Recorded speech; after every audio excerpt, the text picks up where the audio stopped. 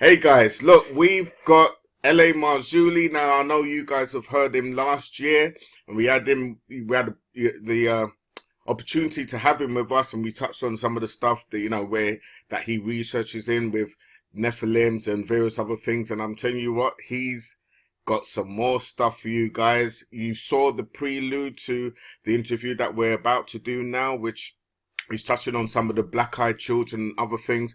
But guys, sit tight for the next 30 to 40 minutes. We have LA Marzulli in the office. Thank you very much for being with us. How are you doing, sir? I'm doing really good. Thanks for having me on. Appreciate it. Excellent, excellent. Oh, wow. I mean, I'm sure you've got quite a lot of stuff to share with us, with the black-eyed children. I believe you went back over to Peru and you found some sort of a pipe of some sort, is it? It's a pike, a lance. It wasn't found in Peru. It was actually found by a hiker up in Michigan. And this guy had it for probably 10 years, just sitting here, like in his living room type of thing. Right, okay. And he brought it to one of our conferences and showed it to me. And I was with Chief Joseph Riverwind at the time. And Chief Joseph took one look at it and said, guys, I thought it was a sword. And Chief Joseph goes, no, it's not a sword. It's a lance. And this lance it's like, well, I mean, I can go to the other room and get it. I have a reproduction of it. It's almost 3 feet long. It weighs about 8 pounds. And when you put like a 10-foot pole on that thing, it'd be very difficult to wield, Wow. for a normal 6-foot human being to wield Sure. it. And what's interesting is this ties back in the Native American oral tradition, which says that these 9-foot red-haired, six-fingered giants roamed the Americas, and they would come into the Native American villages with these very long pikes or spears, and they would impale sometimes 2 or 3 men at the same time. Oh, wow. Because that's how big this thing was. So it was very, very interesting to get Chief Joseph Riverwind's take on it. There's also a video I did on my YouTube channel, LA Marzulli, on YouTube. You can go check that out where we interview Chief Joseph, and then we show him the pike. Watchers 10 has a very, very interesting interview. I'm not at liberty to talk about it. Of course you are. Of course you are. It'll be released in July, and I'd love to come back on the show and talk about what we have in Watchers 10 because it's off the hook. Right. Okay. So there's some new evidence, some new facts leading to the actual fact that we are not alone. No, we're not alone. Oh dear. How now? Obviously, this is Christian based, and this is sort of like it all links back to the Bible. We're both Bible believers and stuff like that. Just for the listeners who may have doubt that this all links back to the Bible, what can you actually share to them so they can make the connection in their mind at least? Well, I mean, the thing that people need to understand, and this is what, unfortunately, most of the churches never teach this, but this is found in Genesis, the very first book of the Bible, in chapter 3, where it states, and here's the backstory to that scenario. You've got the Most High God or the pre-incarnate Yeshua, Jesus, standing in the garden. Sure. We can debate that. But someone is standing in the garden. Adam and Eve are over here. The serpent is over here. So you've got, let's just for the sake of argument, let's say it's the pre-incarnate Messiah. So the Messiah is standing in the garden with Adam and Eve and the serpent. Adam and Eve have eaten the forbidden fruit. That's a 3-hour discussion. The serpent is there. And this proclamation comes down from God. And it basically says, talking of a serpent, your seed, the serpent's seed, will be at enmity, at war with the seed of the woman. Yes. That is absolutely profound because, in my opinion, that sets up the rest of the prophetic biblical narrative. Because 3 chapters later, we see the manifestation of the serpent's seed come to fruition, and it's full blown. Sure. And unless people understand Genesis 3, when they get to Genesis 6, they have no idea what he's talking about. And then you get this whole torturing of the text. Who are the sons of God? The sons of God in Genesis 6 are the B'nai Ha-Elohim, always referring back to the angelic host. That's what it refers to. So the sons of God are not the the godly line of Seth, as Augustine and the crew, 400 years after the fact, or thousands of years after the Torah was written, fledged all that. Mm-hmm. And the daughters of men are not somehow the hoochie mamas of Cain. They're not. It's the daughters of Adam, the daughters of men. But the sons of God, the fallen angels, are coming down. They're having sex with the women. They're creating a hybrid entity known as the Nephilim. And what's interesting, it says very plainly in the text, it says, the Nephilim were on the earth in those days. Okay, those days. Yeah. Because Moses is writing this thousands of years after the event. Mm-hmm. Moses is writing it from here, but the flood happened way over here. Sure. That's why it's so important at the timeline. So Moses is writing this as actually the finger of God is writing this on Sinai. And I'll throw you guys a little bone. This is my Sunday. I'll just sidestep away from that and give you an idea. The Torah was given, the first 5 books of the Bible. God had to come down to Sinai to give it to Moses. Mm-hmm. The last book of the Bible, the book of Revelation, because John the Apostle was spirit-filled and born from above, he went up. Think about that. I just got that last night. John went up. Yes. God had to come down in Moses' day because no one was spirit-filled. That's right. They would have dropped dead. Yeah. Yeah. Exactly. Mm-hmm. And so, but John went up into the heavenly realm and saw everything and wrote it down. I just find that absolutely incredible when we really look at that. But I digress. So what's happening here, and this is why it's so important to understand Genesis 6. It says Moses is writing here. Mm-hmm. God's giving it to Moses. Moses saying, the Nephilim were on the earth in those days, bam, thousands of years ago. Yeah. And then he says, and also afterward, yes, when the sons of God went into the daughters of men, had children by them, these were the Nephilim. I mean, it's just so obvious when you look at what the Torah is saying, what God is saying through Moses. The Nephilim were on the earth in those days, the days of the flood, and also afterwards. But you get some of these people and they just torture the text because they can't imagine that God would allow a second, third, fourth, fifth incursion. Look, let's jump up into modernity. We know that the Antichrist, the son of perdition, is going to be the son of perdition. What does that mean? Yeah. It's the seed of the serpent. The Antichrist doesn't go to school and become the Antichrist. The Antichrist literally is the progeny of the serpent. It's the serpent seed. Don't ask me how that works because I don't know. Mm-hmm. But I know from the Bible, Genesis 3, that the seed of the serpent will be at war and enmity with the seed of the woman. So there you go. Absolutely. Definitely. So with the findings that you found, you've seen a lot of the skulls of these Nephilims, and even nowadays we've got the black-eyed children and possibly a lot more. I mean, there's been stories of people who's actually been abducted, who quote unquote people label as aliens, which we sort of discussed this before when we put it down to being demons. Would you say then, with all of those accounts and all of these stories now cropping up, it's all leading back to the fallen angels? Well, in my particular worldview, in my particular paradigm, that's what it is. I'll just give you a little sort of a interesting piece of information. About a year ago, I was invited to what was a few weeks ago, actually last weekend, called Contact in the Desert. It's a major UFO convention. I was invited, but then they turned, I wasn't really invited. And they never followed through with it. And there's a reason for it.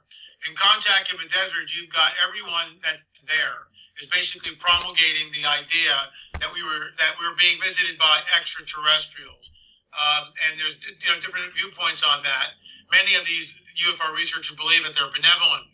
I would be the only dissenting voice in that myriad of people. I think there's like 50 speakers or 75 speakers. There's a lot of speakers there, okay, in the 4 or 5 day event. I would have been the only dissenting voice shouting from the rooftops that this is, in fact, the coming great deception. These are not extraterrestrials from Zeta Reticuli. They're not. They're from some other dimension. They're interdimensional. And what's interesting is Jacques Vallée, who's one of the founding fathers of ufology, stated openly that he believed that they were not extraterrestrials from some other planet out there. He believed that they were interdimensional beings. J. Allen Hynek also held to that position. So it's funny how, decades later, everybody, the ancient alien crowd, Giorgio Tsoukalos, and a lot of these people are they're just, normal guys. Are accessible. I mean, some of these guys have egos. I get it, but most people are really fairly accessible, from what I understand. Our good friend Brian Forrester stayed like 3 or 4 days with us before he went out there with his lovely wife Irene. They came up from Peru specifically to speak at that convention, at that conference, Contact in the Desert. These are not extraterrestrials. And what I mean by that, an angel is by definition an extraterrestrial. An extraterrestrial, let's get our terms, is an entity, a humanoid being, an entity wherever, not from this planet. It does not originate from planet Earth. Therefore, it is an extraterrestrial. An angelic being is, in the classic sense of the word, an extraterrestrial. But when I talk about angelic beings, there's a war that's going on in the heavenly realm, and deception rules the day from the fallen ones, the ones that rebel, the ones that are followed the fallen cherub, Satan. And I call him the fallen one because that's what he is. He's fallen from his original state. He dragged about a third of the host of heaven with him. People always go, but in the book of Jude it says those angels are chained. It's only 200 angels, guys. That's all it is. I mean, do we really think that Satan only has like 250 angels on his side? He's got perhaps millions. We don't know. We don't know the number. All we know that from the book of Revelation, that there seems to be this war where Michael and his angels fight with Satan and his angels, and Michael prevails. And I call this the Great Eviction Notice. Michael boots out Hasatan, Satan, and Satan falls to earth. And he knows at this point, and I don't know how any of this works. Darren, I have no idea. But all it says is he's fallen to earth, and he's stuck here, and he's really ticked off. I mean, he's really ticked off because he knows his time is short. The jig is up. Sure. And so there is a timetable here, and we are following that timetable. Now, when he gets cast to earth, does that the revealing of the so-called extraterrestrial presence? Will we see myriad of UFOs everywhere, or will it happen before that? I have no answer to that. I had dinner last night with Jaime Maussan, my business partner, the co-producer of the Watchers series.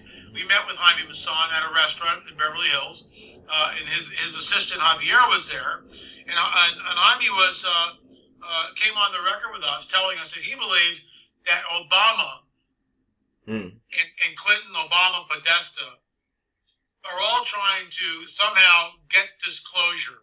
Right. In other words, reveal to the public that the so-called extraterrestrial presence is in fact a reality. And they're already couching it in different terms than what we've heard. Instead of UFO, which immediately, if I say, well, I'm researching UFOs, immediately that has a negative connotation. But if I say to you, I'm researching UAPs. Oh, really? What's a UAP? Well, that's unidentified aerial phenomenon. Oh, well, really? Well, how can I assist you? Yeah. And that's how they're flipping it. That's how they're couching it. So when they finally bring it to the American people, it won't be UFOs because they've had the negative deal with UFOs since Roswell, and they've been spinning it that way. You can't undo that. You mentioned UFO on the Fox News channel, and everybody starts, yucking it up. But UAPs, now that we have a different name for exactly the same phenomenon, is somehow now that's in the lexicon. That's okay, vernacular. We can use that. Yes. This is how silly everything is. But the day disclosure happens, Darren, and this is what people really need to understand. Need to get their heads around this. The day it happens, everything changes. Everything absolutely changes. And that's what people don't get. Yeah. And I believe how it also changes is the deception will be greater. Yeah. Because where signs and wonders will be seen a lot more now because people's awareness and consciousness is woken up, then that's where the Antichrist will then play a bigger part, because now he will be able to do or send his son down, yeah, to, you know, cast fire from the skies and do all types of stuff. And this is where we, you know, people who is not rooted in Christ, this is where the deception will happen, because they will think, oh, maybe he's the disciple, maybe that's the disciple, maybe this is a sign. And if you are not in tune with the Holy Spirit, wow. Yeah, and what people don't understand is that, and you just said it, unless a person is rooted and grounded in the Spirit of the living God, they're born from above. They're being regenerated. They will be deceived. I mean, look, there's a passage in 2 Thessalonians which is very controversial, and I understand that. And there are several interpretations of this. Basically, it says Paul's writing this letter to the people in Thessalonica almost 2,000 years ago, and he basically says, "I want you to know," I'm paraphrasing, "I want you to don't be troubled that we sent you either by word or by letter, that the day of the Lord has come, and are gathering to him. For that day will not happen until the departure or the falling away," or the Greek word is actually apostasia. The apostasy comes first, and then the son of perdition is revealed. So those who hold that this apostasia means rapture, it would have to read like this then: that don't be troubled in word by word or letter coming from us, that the day of the Lord and our gathering to him has already happened, because that day will not happen until we are gathered to him. What? Doesn't make any sense. Doesn't make any sense. And why didn't Paul use harpazo? He uses departure, and departure is in step with apostasy. And when you read it the way it's supposed to read, it reads this way: don't be troubled, because the day of the Lord will not happen, that the day of the Lord has already happened and our gathering to him, because that day will not happen until the apostasy happens, until the great falling away, my term, happens. It's an event, the apostasia. You know, if it was a rapture, and I want to go home like everybody else, okay? You know, to be absent from the body is present with the Lord. I am staunchly pre-tribulation. But there's plenty of time from the great falling away to the revealing of the Antichrist. Is it a day? Is it a week? Is it a month? Is it a year? We don't know. Plenty of time for the rapture of the church to happen in that time frame. Just because I hold to the idea and the position that word means apostasy. And I just read it, that, you know, and look, I'm not a Greek scholar, but I've talked to Greek scholars about this word. One woman in particular who has been born in Greece, she's Greek, and she lives there and she works on ancient texts. And I asked her brother, please ask your sister about this word. Can it mean anything else but than apostasy? She says, absolutely not. So, I mean, you know, there are very well-meaning guys out there who are a lot smarter than I am, and maybe they're right, I don't know. But they insist that it means departure, that it's a church meaning rapture. But I don't read that at all. And if I'm right, and I've written about this extensively for you know, almost 20 years now, when they show up, when the UFOs show up, when disclosure happens, this is the mega lever. This is the mega lever that creates the great deception. People will look at the deception, right? God said, in the same chapter, it says, God says them strong delusion because he did not believe the truth. What is the truth? That Yeshua, Jesus, created everything. He spoke everything into existence. That he came, was sent by Father God as basically the sacrifice for all men and women through all time. And that through his blood sacrifice on Calvary, that's the only way the planet could be redeemed. Because the protocols of the heavenly war are such that that's the only way the human race could be redeemed. Otherwise, we'd be slaves to Hasatan forever. Don't ask me how any of this works. I don't know. Okay? I just know that the protocols of the heavenly war are there. This gets into some of the conversations that Gary Stearman and I have talked about. That when the Lamb and Jesus, Yeshua, unrolls that scroll, he's the only one in all of heaven that's found worthy to open the scroll. That scroll is a legal indictment, in my opinion, against the fallen cherub, against the planet Earth.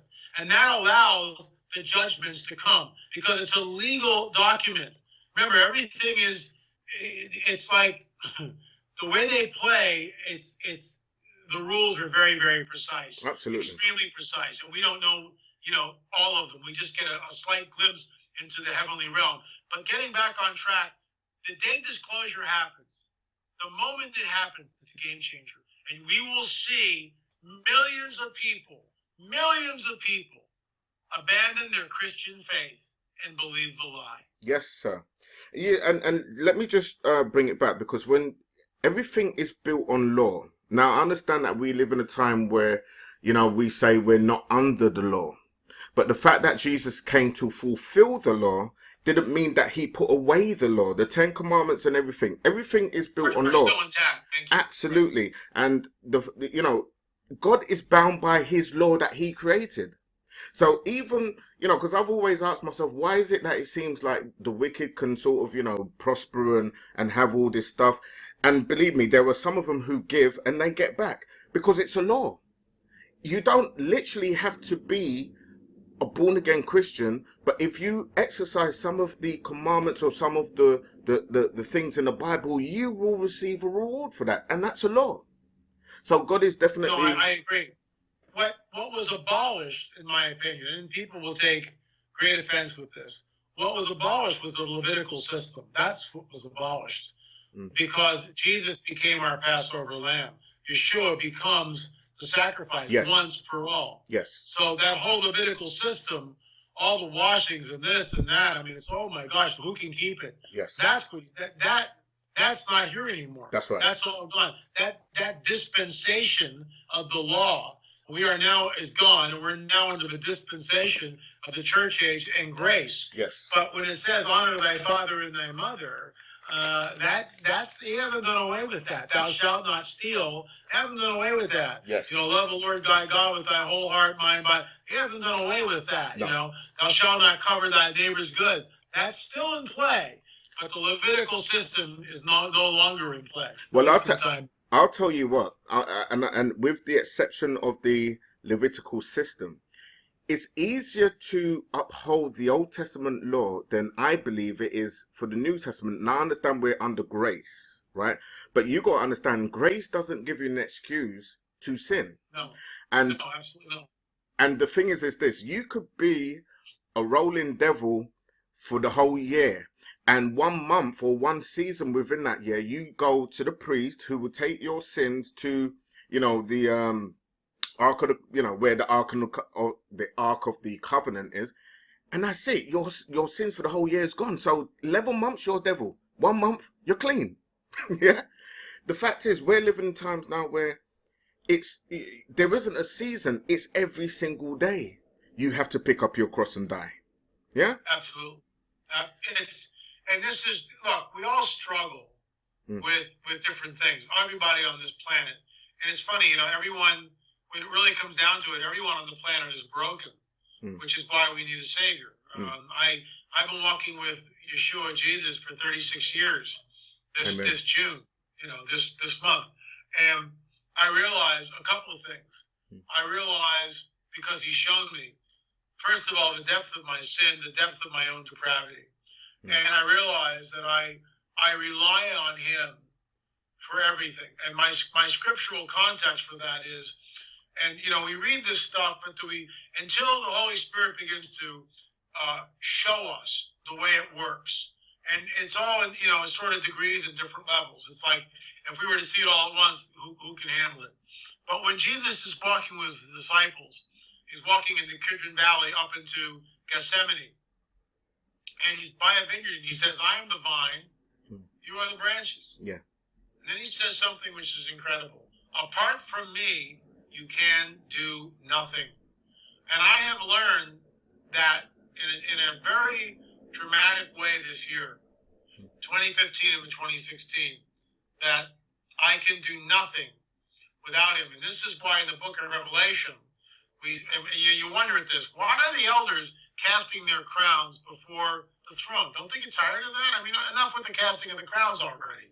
Well, no, they're doing it. First of all, they're in the presence of a living God, and they shouldn't be, but they're there. They're casting their crowns because they know where it comes from. And this is why, look, we're created beings, but we're autonomous. We don't have to worship the living God. We don't. And I believe we are the replacements for the fallen angels, because he never does anything the same thing twice. That's why snowflakes are always different. There's never the same snowflake. He's always creating something new. Sure. So we have the rebellion of the fallen angels, and who knows how far back that goes. And Father God goes, Yahovah goes, I'm going to create man in my own image, right? But he allows us free will. No one's twisting anybody's arm to worship the living God. Sure. And the rebellion, I believe, happened in the far distant past because the fallen cherub didn't want to worship the Lord anymore. He wanted the worship. And it's the same thing today. Nothing has changed. No. Back from the garden where the fallen cherub goes to Adam and Eve, well, the day that you eat of the fruit, your eyes will be open and you will be like God. Yes. There it is. Same old line, the same thing. Shirley MacLaine, I am God. I am God. No, you're not, Shirley. You're a sinner that needs a savior. Everybody on this planet needs a savior. Amen. Period. Amen to that. Amen. And I agree with you 100%. So, okay, I appreciate that. You've got engagement and stuff like that. We'll have to probably get you back on in a few months from now. So I'm aware of the time, and we're now hitting up to maybe 23 minutes, just to sort of get maybe a little bit of juice just before you go. All right, and I understand that guys, The Watchers 10 is about to be released, and this is like a build up so you can get it. So whatever he actually gives us now, then this is just the little icing. You need to go and get your cake, right? Give us a little glimpse. Yeah, I'm actually trying to find. I'm going to send you the trailer here if I can find it on my desktop, which I thought it was. But look, Watchers 10, we've got real DNA evidence, and it's all I can tell you is, it's been a lot of years in the makings to get to this, and what we have in Watchers 10, in my opinion, is absolutely unprecedented. It's going to change people's paradigms, and it's hardcore scientific information, and it's coming out. So Wow. There you go. Wow. Okay. So when you say that you've got DNA evidence, I will take that would be of past. So you're talking about fossils and stuff like that, or bones, or you're talking about living people today? No, I'm talking about DNA evidence that people have been wanting to know about. For quite some time, basically from the red-haired mummy that we did in Paracas, and all that is,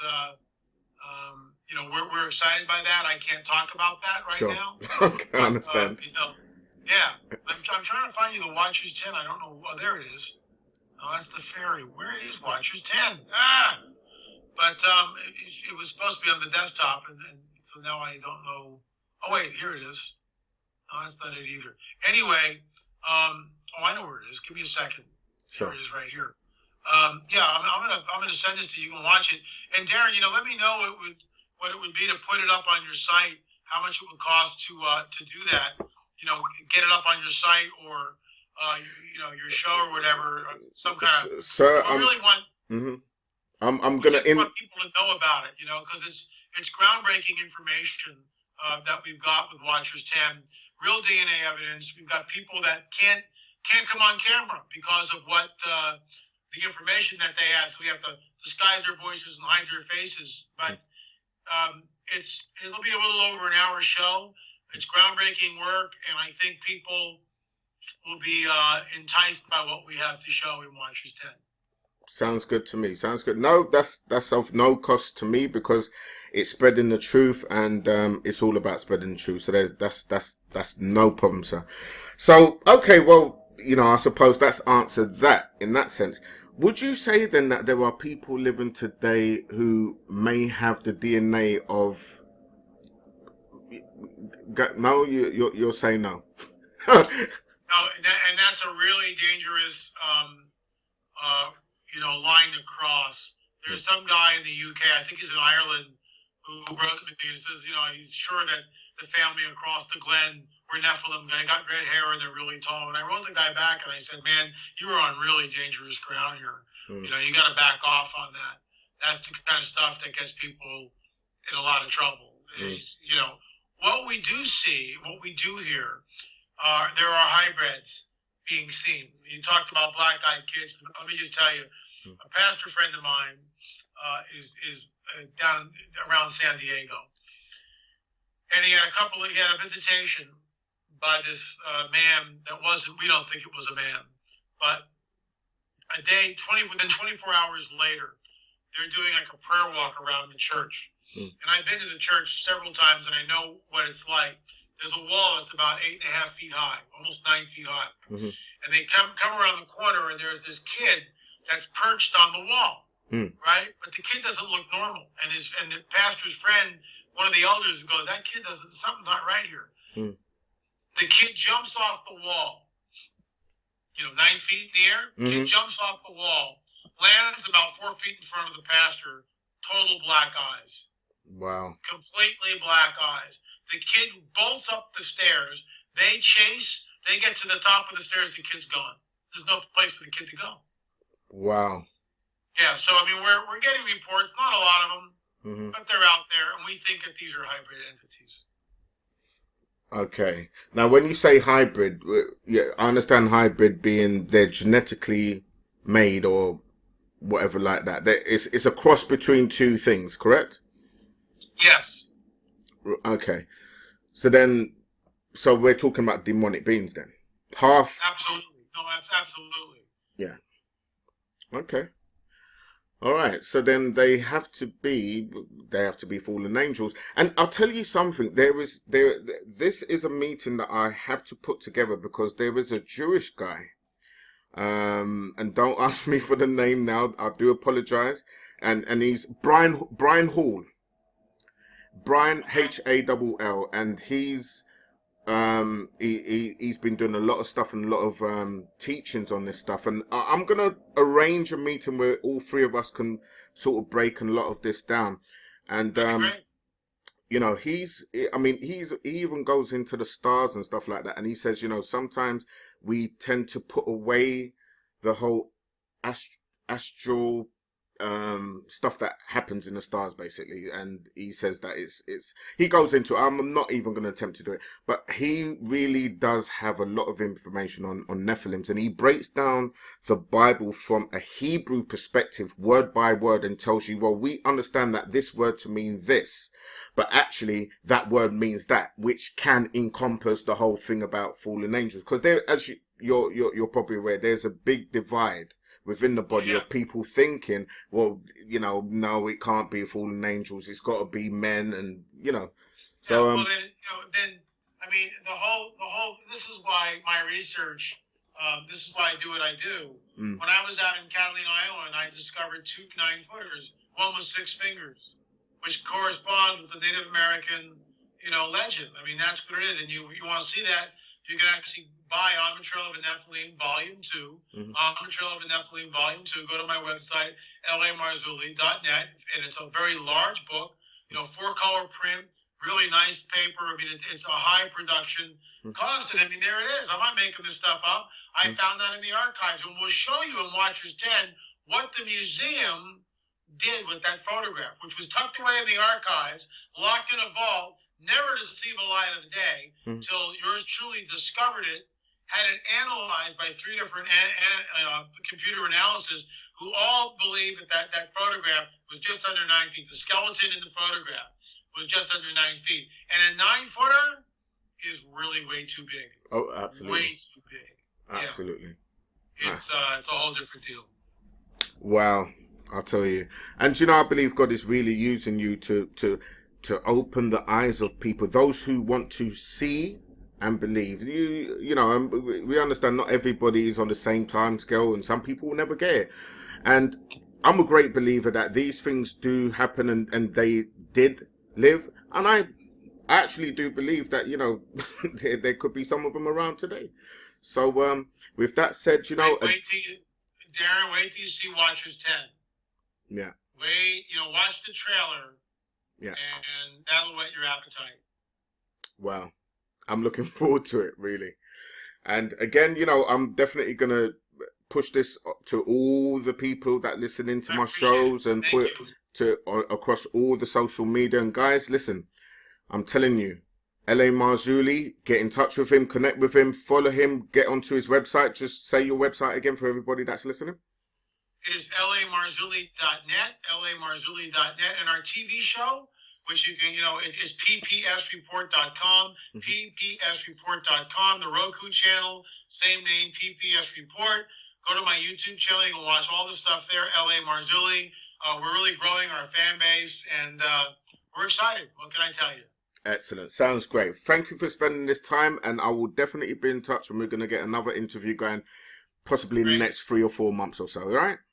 Let's do it sooner because Watchers 10 comes out in July. All right. Okay, no problem. So I'll be in touch, and we'll try and get something done in the next month or so. Wonderful. Thanks, Darren. Excellent. Thank you very much. Talk to you soon. Take care. Bye-bye. Bye-bye.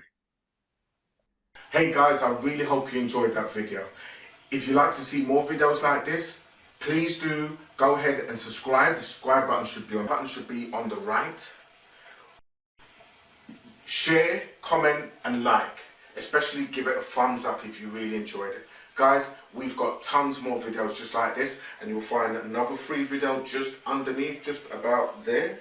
Okay, so you can go ahead and click on any one of those videos and enjoy as many as you want, guys. All right, but please do remember to like, subscribe, and please do share. Take care now. See you in the next video. Bye bye.